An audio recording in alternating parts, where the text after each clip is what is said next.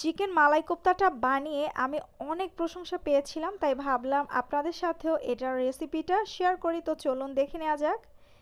এখানে আমি মুরগির ব্রেস্ট পিস নিয়ে নিয়েছি ছোট ছোট করে কেটে। এর মধ্যে দিয়ে দিচ্ছি কিছু আদা, রসুন আর হচ্ছে কাঁচামরিচ, সামান্য লবণ।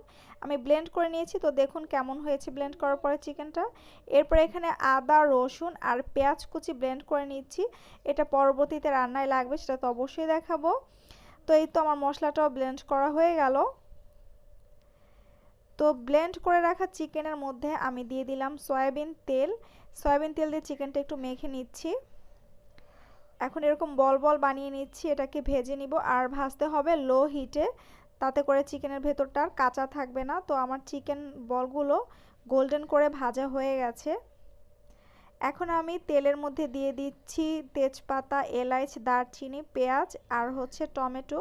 তেলের মধ্যে টমেটোটা দিলে গলে যাবে এবং ঝোলটা খেতে খুব মজা লাগবে। দিয়ে দিলাম স্বাদমতো লবণ এবং ব্লেন্ড করে রাখা সেই মশলাটা।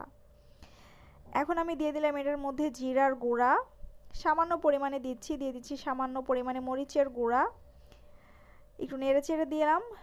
এখন একটু দিয়ে দিলাম হলুদ, সুন্দর একটা কালার আসবে, আপনারা দেখতেই পারবেন। এখন আমি লবণ দিয়ে দিলাম মশলাটাকে ভালো করে কষানোর জন্য।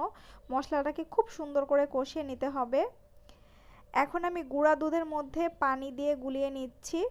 আপনারা চাইলে কিন্তু ক্রিম ইউজ করতে পারেন, ক্রিমটা দিলে খেতে আরও বেশি মজার হবে। গুঁড়া দুধটা দিলেও খুবই মজার হয়। তো এই তো আমার সে কোপ্তা ভেজে রাখা, এটাও দিয়ে দিলাম। আর ঘি তো দিতেই হবে রাজকীয় স্বাদ আনার জন্য। তো কিছুক্ষণ রান্না করে নিয়েছি, আমার চিকেন মালাই কোপ্তা কিন্তু রেডি। এটা কিন্তু খুবই খুবই মজার, আর যে কাউকে আপনি রান্না করে খাওয়ালে আপনাকে অনেক প্রশংসা করবে, অনেক মজার হয়। তো অবশ্যই রেসিপিটি বাসায় ট্রাই করে দেখতে পারেন, এটা অনেক মজার একটা রেসিপি।